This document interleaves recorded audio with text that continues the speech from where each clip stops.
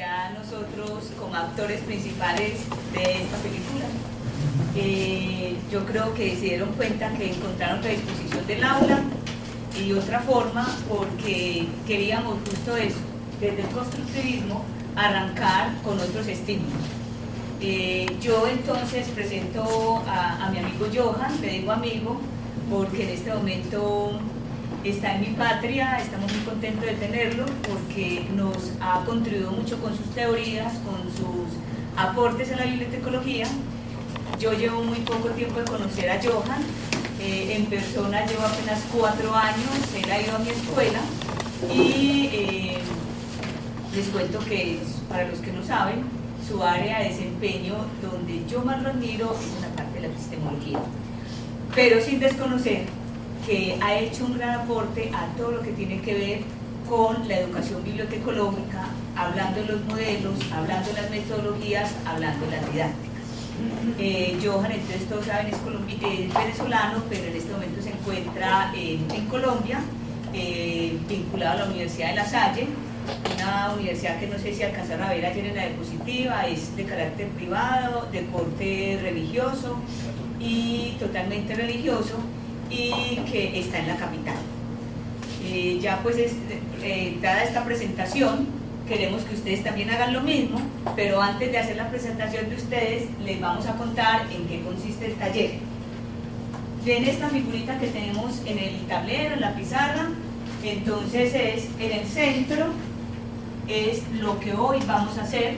Vamos a hacer un taller intentamos hacer un taller de evaluación, porque no es fácil sin conocer unos contenidos previos también entrar a aplicar una evaluación, pero sí desde las teorías constructivistas mirar algunas cositas que nos pueden servir luego para todo este trabajo que vienen haciendo, que en Colombia también estamos en este momento en innovación curricular en nuestra escuela, arrancamos ahorita en marzo y es un proyecto a 2 años. Tenemos una autora nueva que es Minerva Ávila. Minerva hizo su tesis doctoral en todo lo que tiene que ver con la evaluación de los aprendizajes y con un capítulo muy importante de la evaluación de los aprendizajes desde las competencias. Tenemos el texto de López Hinojosa. Por supuesto nos centramos o partimos desde el modelo pedagógico de la Universidad Nacional, que lo solicitamos para poder saber cómo íbamos a encuadrar nuestro trabajo, y lo más importante, esos son unos referentes teóricos, son unas herramientas, pero vamos a tener la experiencia de vida de todos y cada uno de los que están acá, más la experiencia académica. ¿Por qué? Porque es que la vida también a su vez es una completa evaluación. Nosotros nos acostamos y pensamos, a ver, ¿qué fue lo que yo hice? ¿Por qué lo hice así? ¿Lo hubiera hecho de esta manera? Hay ahí implícita una evaluación. Entonces esa es una experiencia de vida, pero también todos somos docentes y nos ha tocado evaluar y también nos han evaluado. Entonces aquí no tenemos tabulas rasas, aquí estamos partiendo de conocimientos previos, donde nosotros simplemente vamos a fungir como facilitadores, pero son ustedes los que van a sacar a flor de piel todo eso que más adelante nos va a servir para asumir este proceso de transformación curricular o para llegar a nuestros países a ver, ¿puedo cambiar esto? ¿Cómo lo puedo hacer? O me convenzo de cómo las formas que yo realizo están bien y me siguen sirviendo, porque no es cambiar por cambiar. Entonces aquí estamos todos representados. Las niñas estamos de pelito largo y los hombres están calvitos.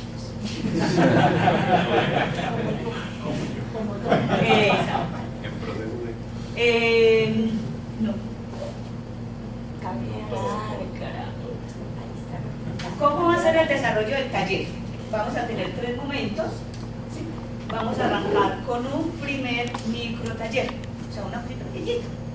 Pero antes de eso, como todos nos conocemos, pero pensamos que íbamos a tener más profesores, nosotros preparamos una dinámica de la historia de vida, que fue lo que Johan y yo hicimos, es contar al otro más desde lo que conozco del otro, más que decir soy profesor de esta área.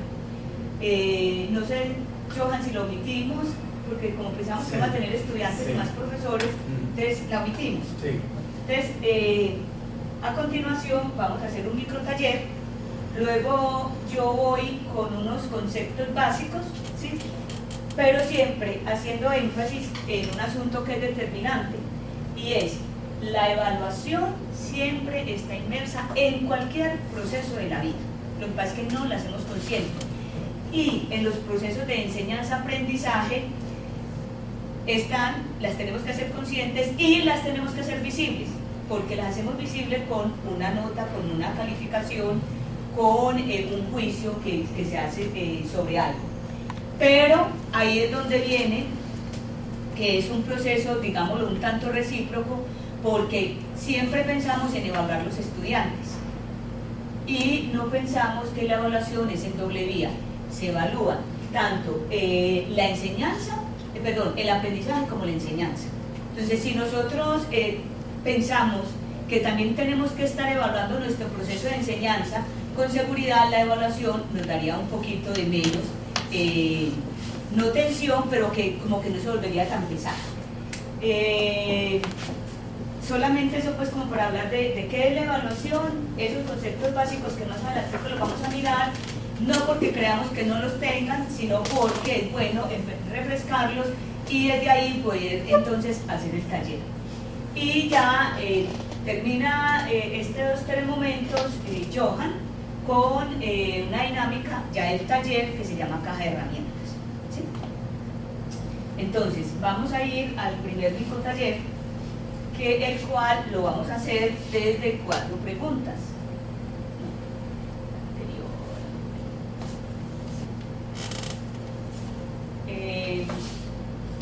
Entonces, la idea es que pensamos en 5 grupos, 1, 2, 3, 4, 5, y quedan de a 2. Pensamos que íbamos a tener más o menos un promedio de 15 a 20 personas y pensamos en grupitos de a 3, entonces hacemos de a 3, no de a 3 y quedan 3 grupos. De a 3, sí. Sí, para que es que 2 siempre es mejor trabajar en números impares. Sí. Bueno, ¿para qué es importante evaluar? Entonces la idea es que cada grupito trate de responder esa pregunta. Luego, ¿qué evaluar de los estudiantes? ¿Sí? ¿De marcador? No, era pizarra que está desgastada y entonces cuesta mucho borrar. No, dable con Kleenex. Algún líquido. Sí, pero eso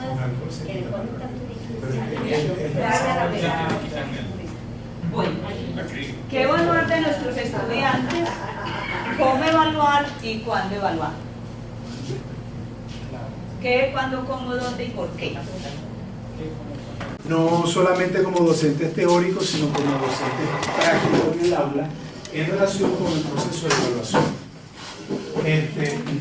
Como sabemos, uno de los enfoques que nosotros estamos utilizando para ser consecuentes con la construcción curricular que se está haciendo en la escuela es precisamente el enfoque constructivista del constructivismo social interactivo, fundamentalmente. Entonces, cuando uno pretende ser constructivista, ¿verdad?, uno de los principios que debe manejar, no solamente la construcción del currículum y digamos incluir algunos elementos conceptuales en el currículum que fundamenten el que seamos constructivistas, sino que en el aula debemos ser constructivistas. Porque el aula es por excelencia el espacio en donde el currículum se concreta o se realiza. Se vuelve vida, se vuelve proceso, se vuelve procedimientos, técnicas, instrumentos. Entonces, con esta actividad quisimos explorar precisamente los conceptos previos o la información de entrada que manejan ustedes desde su propia experiencia docente. Y también estas 4 preguntas en el constructivismo, en el enfoque constructivista, es muy importante el manejo de la técnica de la pregunta, porque una pregunta bien formulada, un proceso de clase desarrollado a partir de la pregunta, pues genera el desarrollo del pensamiento. En el aula donde no se pregunta, no hay desarrollo del pensamiento y no hay construcción, ¿verdad?, sino reproducción y transmisibilidad. Entonces la pregunta se convierte en un elemento didáctico activador, detonante, desencadenante de procesos de construcción del conocimiento. Entonces, con estas 4 preguntas, si las volvemos a examinar, ¿verdad?, lo que nosotros queremos es mostrarle la propia estructura que traemos para el taller de la mañana de hoy, es decir, los contenidos y las habilidades que vamos a desarrollar están relacionadas directamente con cada una de las 4 preguntas. Orlando va a trabajar el para qué, el qué, yo voy a trabajar el cómo evaluar, ¿verdad? El cómo y el cuándo también lo vamos a estar trabajando ambos. Entonces, con el cómo vamos a cerrar, vamos a decir así, con el taller de la caja de herramientas. Porque cuando uno trabaja constructivismo social, constructivismo interactivo, constructivismo pedagógico, que también debe ser un constructivismo cognoscitivo, ¿verdad?, trabaja con varias metáforas, y la metáfora del andamio, de la construcción y del hacer, ¿verdad?, siguiendo una secuencia, etcétera, es muy importante cuando uno trabaja con el enfoque del constructivismo. Entonces le doy la palabra a mi compañera Orlando para que entonces aborde los elementos conceptuales del para qué y del qué evaluamos. Yo soy un poco ecléctica. Me gusta el constructivismo, pero también creo que no todas las técnicas tienen que aplicar, sino que todo va a depender de acuerdo con el contexto, de acuerdo con el estudiante, de acuerdo con la situación que se tiene y, ¿por qué no?, también de acuerdo a los contenidos.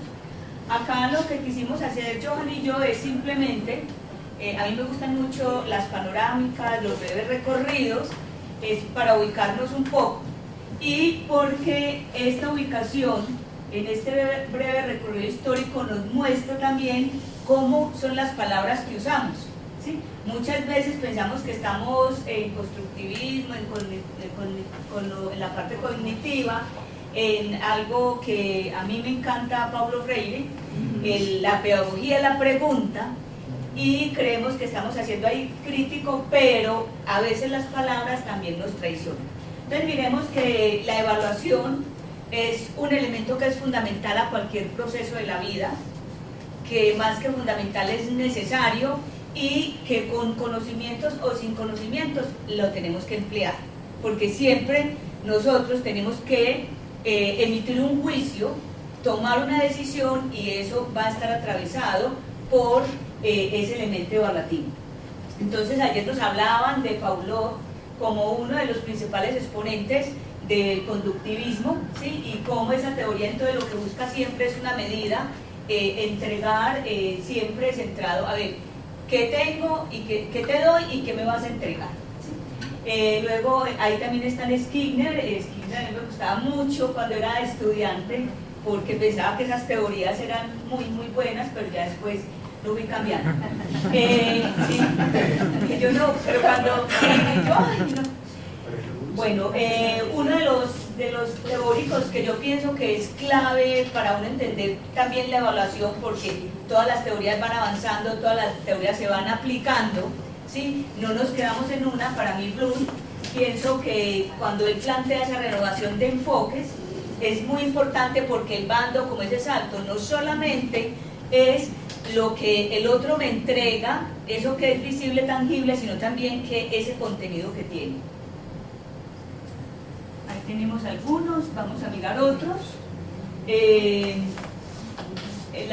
1977, miren que ya nos vamos acercando a una época donde ya también ese avance ya no es solamente en qué te entrego, sino también eso entre contextos en marca. Me parece que los contextos son fundamentales, Parlen y Hamilton, pero ya nos venimos a la década de los 80, también cuando se empiezan a romper esos paradigmas positivistas y nos metemos a unos paradigmas más cualitativos, ¿sí? Pongamos en esas descripciones narrativas, a mí también me gusta mucho Paulo Freire, es esa capacidad que yo tengo de narrarme, de contarme, de sistematizar eso que que vengo haciendo en mi vida, pero también de mirarme, porque la evaluación también tiene que estar centrada en ese mirarme, y ese mirarme con nosotros. Aquí el grupo número 1 decía algo muy bonito, es cuando hablamos, yo no sé si afortunados o desafortunadamente en este momento estamos hablando de competencias, ¿sí? Y en esa competencia tan importante de las actitudes, porque esas me determinan las otras. Entonces es un proceso, ¿sí? Que no es de la noche a la mañana, sino que se tiene que dar en etapas, que emite un juicio o juicios de uno o varios atributos. Miremos esa palabra, proceso, juicio, atributos. Es algo que es susceptible de no evaluar solamente cuantitativamente, sino también desde lo cualitativo. Es emitir ese juicio sobre algo o alguien, pero lo más importante es que ese juicio tiene que estar fundamentado en algo. Y ahí es donde uno también tiene que, nosotros decimos en Colombia, darse la pela, porque muchas veces uno dice, venga, es que evaluemos esto, le voy a evaluar esto, bueno, eso ya estaba concertado, que es lo más difícil de la evaluación. Yo no sé si a ustedes les pasa, pero nosotros, se supone, el reglamento del estatuto docente dice que cuando iniciamos semestre presentamos el programa, que el programa está listo, pero la única parte que es modificable es la evaluación. Pero como el estudiante, aunque lo sepa, él está un poco distraído, entonces uno empieza, bueno muchachos, ¿qué les parece? Vamos a hacer 4 evaluaciones, cada una de 25, ¿les parece? Ah, bueno, sí. Y esto, ah, bueno, sí, pero después digan, no, pero es que ese 25% para el examen final era mucho, ¿sí? Entonces, pero es también como hacerla, vean, caigan en cuenta, miremos esto, entonces es esos consensos a que vamos a llegar siempre, pero fundamentado en información, es darles a ellos siempre la información y con unos referentes establecidos. Vean, vamos a hacer un examen final que es acumulativo de toda la asignatura, va a valer un 25%, es muy distinto a decirle acumulativo a decirle simplemente es una evaluación final de lo último que llevamos. Entonces esta es como la parte más importante, porque siempre nos tenemos que poner en los zapatos del otro. Si a nosotros cuando estamos haciendo un estudio de posgrado llegan y nos dicen, no, es que era un 25%, pero era sumativo, todo lo que te traía, ¿sí? Es como esa parte. Bueno, esto lo sacamos de Inés Olivares, Zabalza, que me encanta,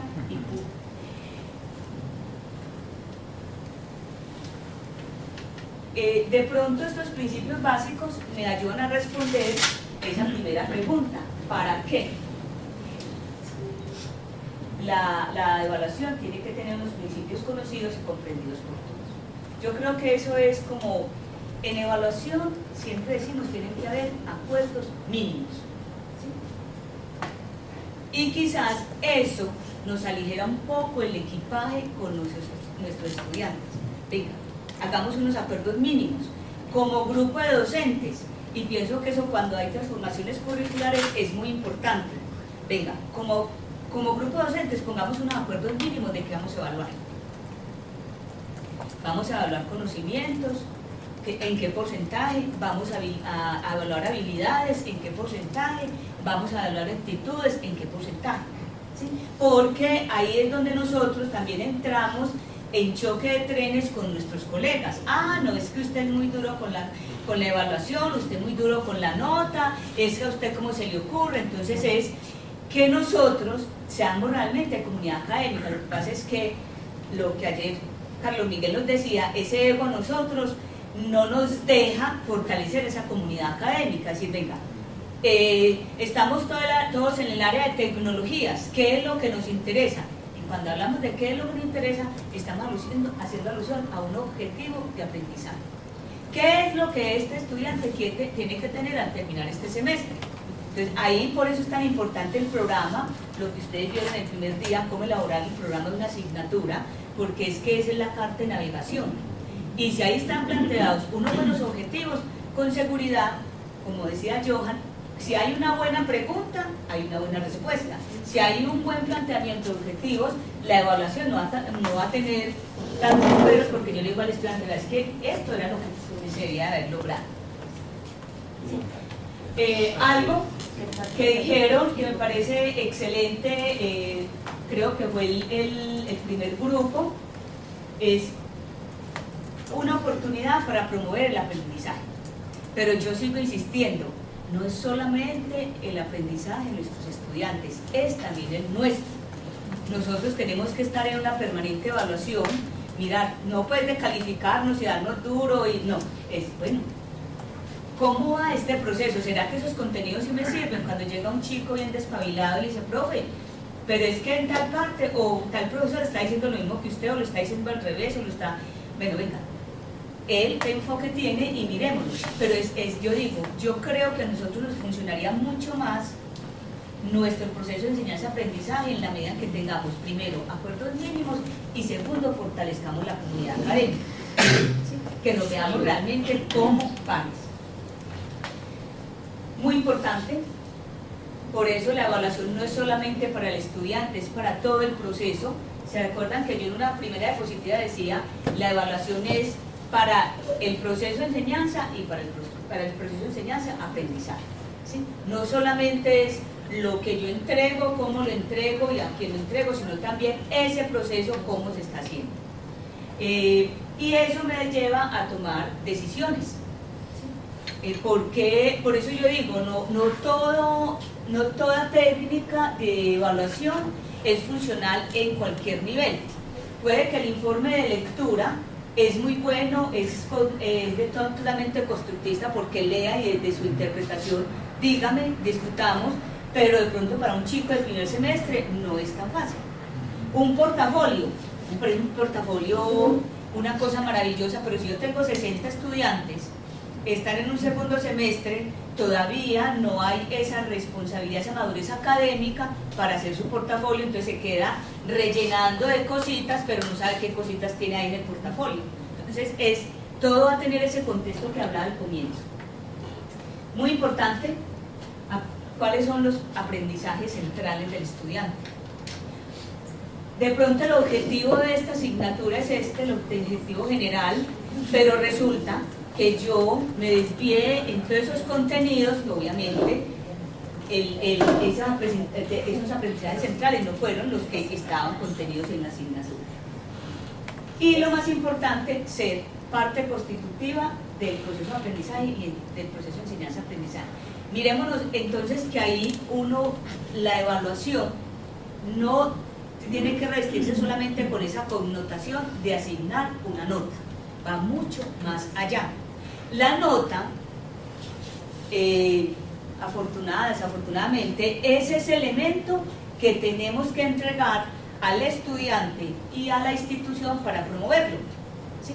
Pero detrás de esa nota tiene que haber de nosotros, como docentes, una justificación por qué sí o por qué no. Pongamos en los trabajos de grado, en esa parte final no hay, es cualitativa, es o aprobó o reprobó.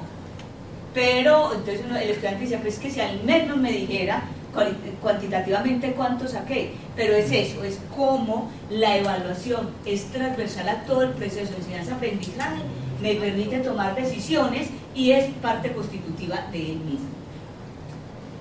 Me faltan 2 diapositivas, vale, ya. Aquí viene cuándo la vamos a hacer, cómo la vamos a hacer. Primero, es continua y formativa durante todo el proceso, pero ese durante también lo define el profesor, conociendo su grupo. Si yo estoy dando organización y tratamiento de la información 1 y al semestre siguiente me pasan los mismos 15 o 20 chicos en organización y tratamiento de la información 2, o sea, yo ahí ya tengo una evaluación diagnóstica, pero podría entonces profundizar en esa formativa, en esa final, o simplemente tener otras técnicas. Entonces, pensar, vamos a hacer siempre no, es de acuerdo con ese momento histórico y con esas características de nuestros estudiantes. El estudiante no se nos puede perder de vista, porque dentro de los criterios institucionales, bueno, nos dicen, vea, aquí se evalúa de 1 a 10, se gana sobre 6, es sobresaliente sobre 8, pero vamos a mirar también cuánto es nuestro tipo de estudiante. En las universidades públicas donde la condición de ingreso es un examen de admisión. Entonces nosotras esa condición de ingresos, es muy difícil establecer una media para todos nuestros alumnos, porque algunos van a llegar con más faltantes que otros. Entonces ahí esa evaluación diagnóstica sí nos va a servir mucho, o sea, de a dónde vienen nuestros chicos, además porque la universidad pública tiene unas connotaciones diferentes a la privada, por el contexto donde se vuelven, donde llegan, por la institución oficial también pública donde hicieron sus niveles anteriores. Oriana, ahí me gustaría, no sé, comentar algo. Yo creo que en esta parte de la primera que tú dices de la formativa, lo interesante de ahí es la parte de retroalimentación, porque si nosotros estamos revisando continuamente en todo momento al estudiante, podemos ir haciéndole a veces hasta, vemos que de 30 estudiantes que tenemos, 5 no comprendieron a lo mejor un tema, les podemos dar alguna lectura adicional, alguna cuestión adicional para que se pongan a nivel de los otros. Entonces, por eso en esa parte formativa se me hace muy interesante, porque permite identificar en qué momento hay alumnos que no van igual que los demás y podemos como nivelarlos en cierta medida, ¿no? Sí, es que como determinar esos, entre comillas, faltantes. Exacto. ¿Cuáles son esos faltantes que le permiten para estar en la media del grupo? Que requiere para estar en la media del grupo. Bueno, debe ser flexible. Por eso digo que yo soy un poco ecléctica, porque para mí no me sirve una sola técnica. Uno incluso, yo no sé si les ha pasado, en el primer semestre del año uno aplica con un grupo una técnica y le fue excelente, al segundo la aplica y es un desastre, y recójala. Y uno dice, pero ¿por qué si el semestre pasado me fue tan bien y me sentí feliz, pleno como docente? En este ya estoy, pero no me da. Entonces, siempre no hay la fórmula mágica para evaluar, no hay la fórmula mágica. Sistemática, o sea, lo que nosotros sí tenemos que tener claro es por qué vamos a evaluar. Es que este curso esta asignatura corresponde a un 7º nivel, a un 8º nivel, entonces trabajo de grado. Miren que en las condiciones o las características de la asignatura le dicen a uno si es habilitable, validable, si es cualitativa o cuantitativa la misma evaluación, porque regularmente en el último semestre de trabajo de grado es o aprobado o reprobado. Entonces eso tiene que ver también con esa parte, planeación y que me permite tomar decisiones.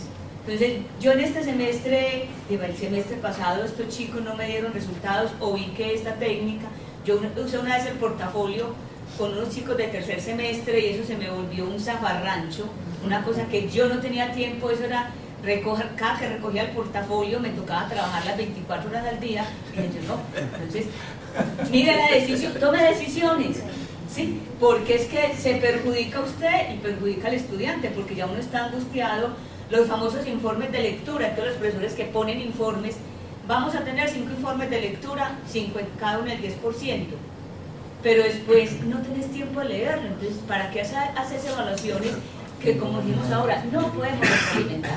Esa es la parte más importante. No es evaluar por evaluar, sino para hacer esa evolución de qué, por qué. Es que, ¿a qué corresponde? Nosotros vamos en las notas de 0 a 5. ¿A qué corresponde un 5? O sea, yo cuando mi estudiante es profe, pero es que usted me puso una nota muy bajita a mí, pero que es bajita para vos. Es que 3 significa que alcanzaste el objetivo del trabajo que se asignó. 3,5 es que fuiste un poquito más allá, pero el 4 es que lograste alcanzar el objetivo y proponer algo, y el 5 es que hiciste una cosa inesperada para un estudiante de este nivel. ¿Sí? Entonces, cuando al estudiante le explica qué es lo que significa, 1, es que usted entregó el trabajo, pero es que no hay nada. Nada. Agradezca el uno. Porque en el área de las ciencias, en las ciencias duras colocan 0,1, 0,1, 0,25. Usted menos me hizo el trabajo con la portada, está perdido. Entonces, eso, lo más importante es la evaluación sistemática, que sea sistemática, que nos permita tomar decisiones y que no la sacamos, venga, es que este trabajito, hágame lo que me gustó mucho este autor y yo lo leí, entonces miren a ver si ustedes interpretan como yo, y ahí ya no un 10%, no, que desde el principio también se acuerde con ellos cuántas evaluaciones y qué porcentaje y en qué tiempo.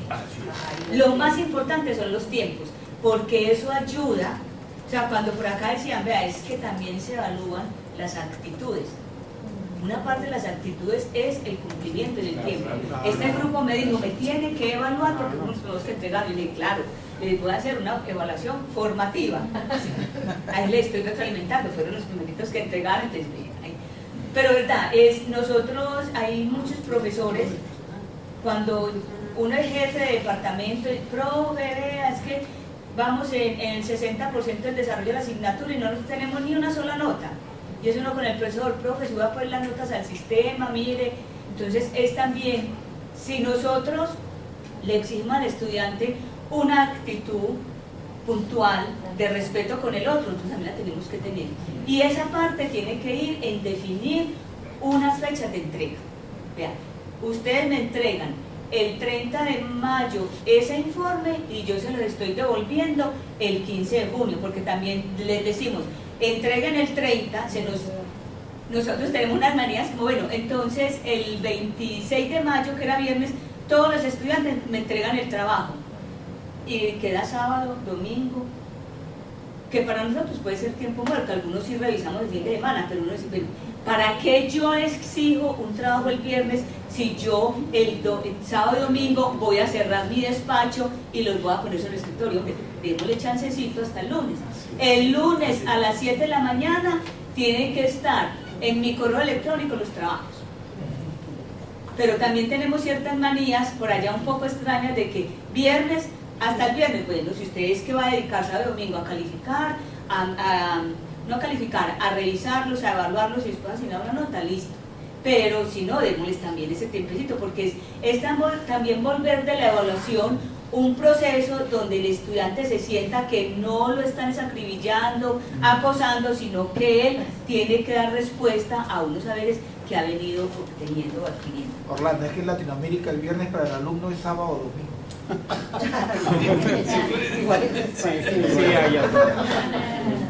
Y la característica de la evaluación es, cuando hagamos una evaluación, bueno, pregúntenos, ¿para qué vamos a evaluar? ¿Y qué es lo que queremos evaluar? ¿Y cuánto? ¿Cuánto? ¿Es que sería bueno evaluarlo ya o esto sería bueno al final?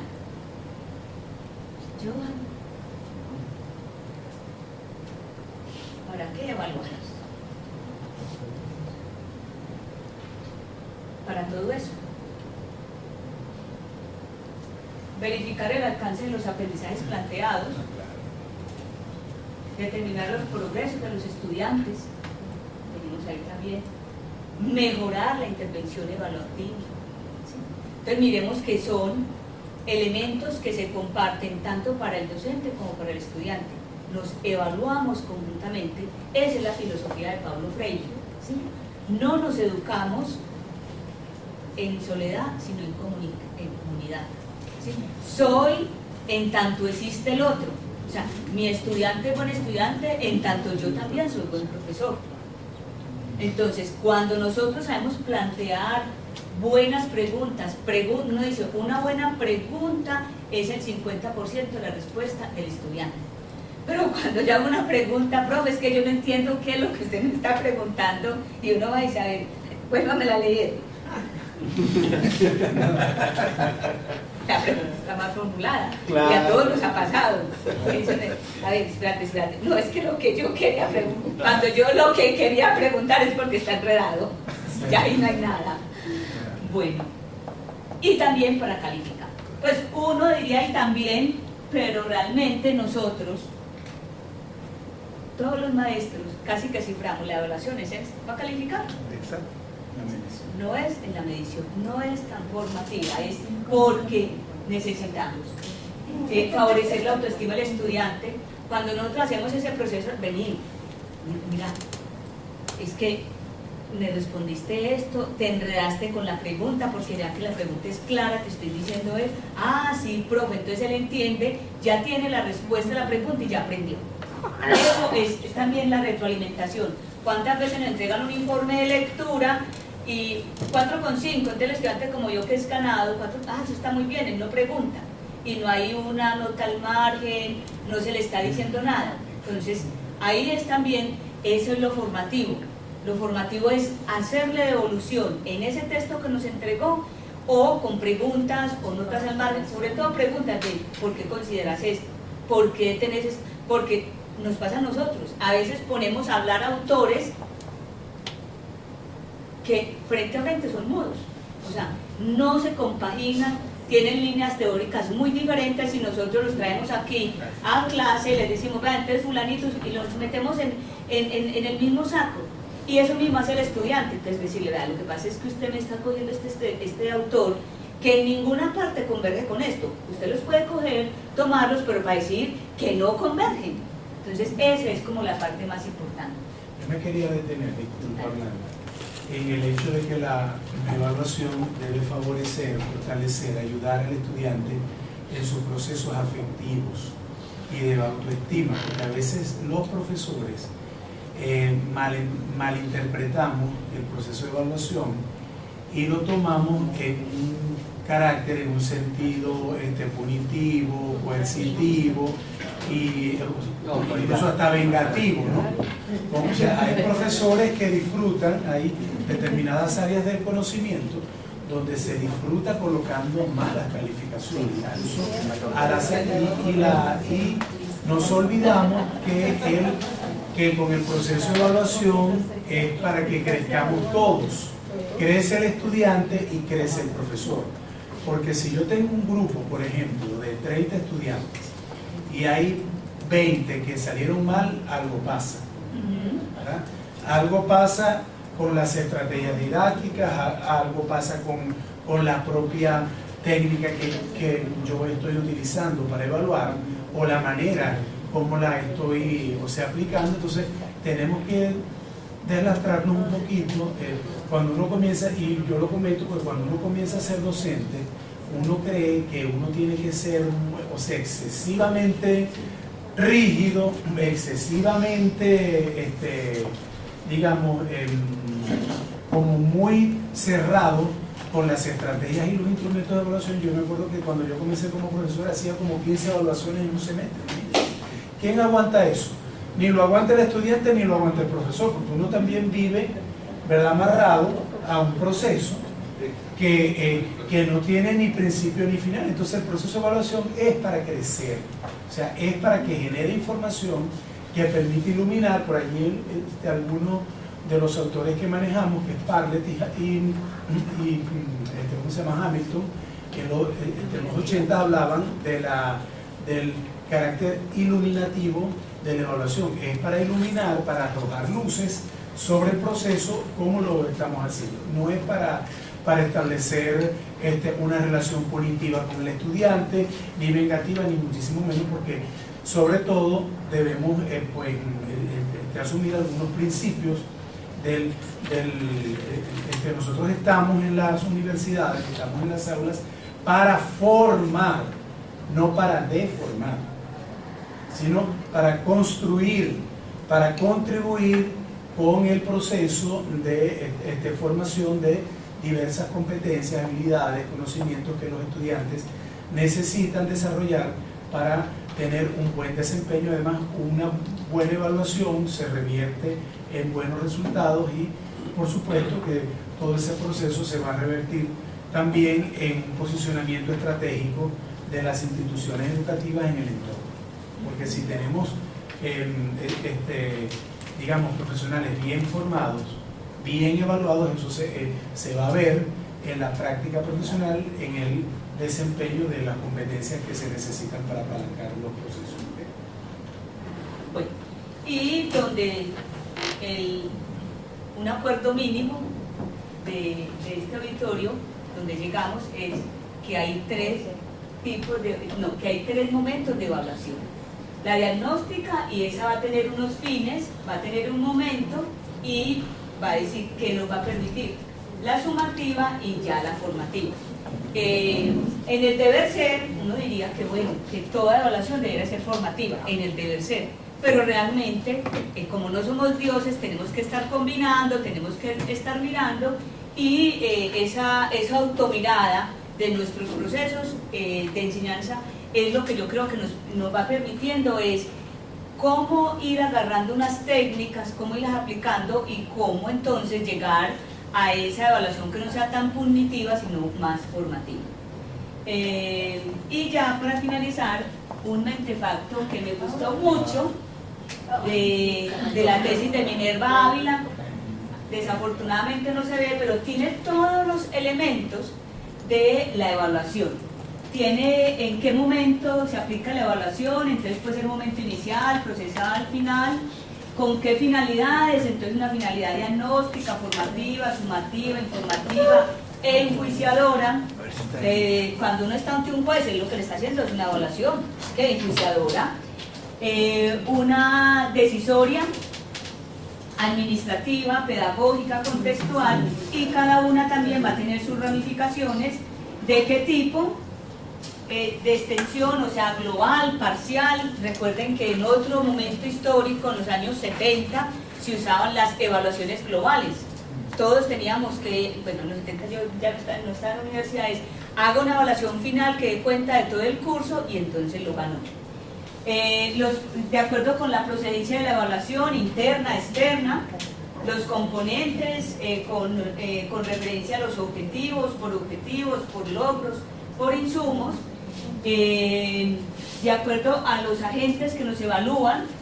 Entonces este es mucho más institucional cuando hacemos los procesos de autoevaluación, la heteroevaluación, la coevaluación. Entonces miremos que la evaluación es demasiado amplia, ¿sí? Nosotros nos ¿cómo? En Minerva Ávila. Ese documento está en la red. Ese documento lo tiene el profesor Johan. Sí, es una tesis doctoral presentada hace como 2 o 3 años Y lo podemos compartir. de los fundamentos epistemológicos y pedagógicos de la evaluación por competencias, pero ella hace toda una reconstrucción histórico-teórica de las diferentes concepciones que se han planteado en la teoría educativa en relación con la evaluación. Entonces, pero está así, yo se la envío.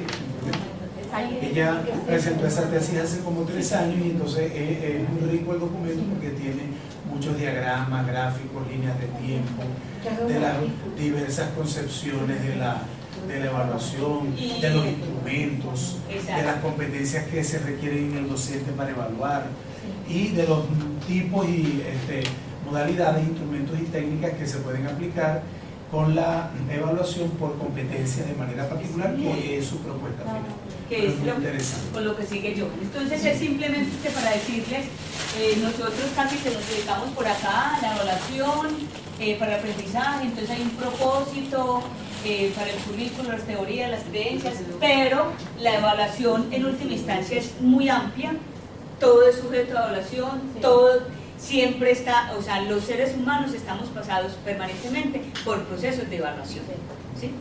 El solo hecho, yo salgo de acá y ustedes dicen, fue buena, fue mala, fue regular, fue dinámica, y miren que hay muchas formas, cualitativa, cuantitativa, pero también vamos a evaluar contenidos, también vamos a evaluar expresión, y yo diría, las actitudes en este momento tienen que estar presentes en todo el proceso de enseñanza-aprendizaje y tienen que hacer parte de la evaluación.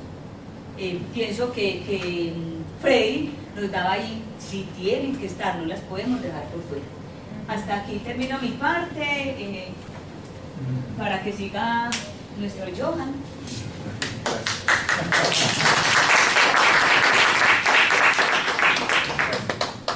Muy bien, luego de todo este marco teórico, epistemológico, histórico y la caracterización que nos ha hecho muy bien Orlando sobre la evaluación, yo en mi parte voy a intentar dar algunas pistas, darles alguna información que seguramente ustedes ya conocen también, pero que cuando uno está en cursos de formación docente con profesores, uno también aprende mucho de la propia experiencia que los profesores van generando en su propio hacer docente, ¿verdad? Sobre todo si partimos de la premisa que actuar tecnológicamente en educación va más allá de los instrumentos, de los dispositivos tecnológicos, de las nuevas tecnologías, sino que más bien el actuar tecnológicamente en educación comporta un proceso de reflexión sobre la propia práctica docente y también de cómo estamos entendiendo el acto didáctico en tanto que momento discursivo, interdiscursivo, que permite favorecer las condiciones para que se dé la construcción del conocimiento y del aprendizaje. En ese sentido, y tomando como marco el modelo pedagógico que se maneja en esta universidad, que lo leímos y lo estudiamos, etc., si los docentes, ¿verdad?, tomáramos como referencia ese modelo, pues ahí encontraríamos en ese modelo. Yo invito verdaderamente a que nos leamos todo ese modelo, porque ahí hay suficientes pistas, criterios y principios que nos van a permitir orientar nuestro proceso de evaluación. Allí en el modelo se dice que la universidad está empeñada en encuadrar, enmarcar su proceso formativo como ya lo comentamos, en el constructivismo social, en donde se le otorga pues una importancia creciente a la participación del estudiante y los procesos interactivos que él puede generar en un contexto social, histórico, cultural, científico, pedagógico. También se dice que en el proceso de evaluación, se dice en el modelo, no solamente debemos tomar en cuenta los conocimientos, porque nosotros los profesores, con todo y que el currículum ha evolucionado mucho y las corrientes pedagógicas, didácticas, etcétera, han estado evolucionando mucho en los últimos años, todavía pues seguimos como parados en la visión solamente enciclopédica del conocimiento y pensamos que lo que no le demos al estudiante en el aula por nosotros mismos, él no lo va a aprender. Y también pensamos, tenemos a veces creencias que son como distorsionadoras o frenadoras del proceso constructivo del aprendizaje, que es que yo debo hacer solamente un tipo de evaluación centrada solamente utilizando un instrumento que es la prueba escrita, por ejemplo, que es la que me demuestra, porque yo como profesor estoy preocupado porque el alumno me demuestra en el examen que él sabe y maneja el conocimiento, o sea, intentando con ello poner en evidencia eso que también decía Freire de la educación bancaria, ¿verdad? Donde el estudiante entra en el salón, yo deposito en su mente la información que él debe recibir de manera pasiva, ¿verdad?, y de manera acrítica, y después en el examen él me va a vaciar eso. Entonces es como ir a un banco a depositar plata y retirar plata. Por eso es que él habla de la educación bancaria. Entonces un poco los instrumentos que nosotros debemos utilizar en este momento deben trascender esa concepción, que no solamente es la prueba. Ahí tenemos en la caja de herramientas que vamos a ver una de las herramientas o los instrumentos que nosotros podemos utilizar es la prueba contextualizada, pero no es el único instrumento. Hay muchísimos instrumentos que nosotros bien podemos utilizar. Entonces, con base en ese encuadre del modelo pedagógico que está planteado para la universidad, que es constructivista, integral, contextual, histórico, crítico, todo eso, ¿verdad?, que a veces eso se queda, quienes elaboramos currículum, nosotros pues nos esmeramos mucho y colocamos en los currículum pues unas bellezas, ¿no?, de cosas ideales que se deben hacer, pero que si nosotros como docentes primero nos apropiamos del modelo pedagógico y lo transparentamos en el aula, entonces es muy difícil que lo que está declarado en el modelo se haga realidad, ¿verdad? Nosotros somos el vaso comunicante, ¿verdad? Los docentes somos el vaso comunicante entre la pedagogía o la concepción teórica expresada en el modelo pedagógico, el currículum y lo que debemos lograr con esto. Nosotros tenemos que hacer ese bypass para que en el acontecimiento didáctico, en el proceso formativo, se logre pues concretar todos estos principios. Bien, entonces sobre esa base decimos que hay un elemento muy importante, hay un componente que debemos incluir en el curso que dieron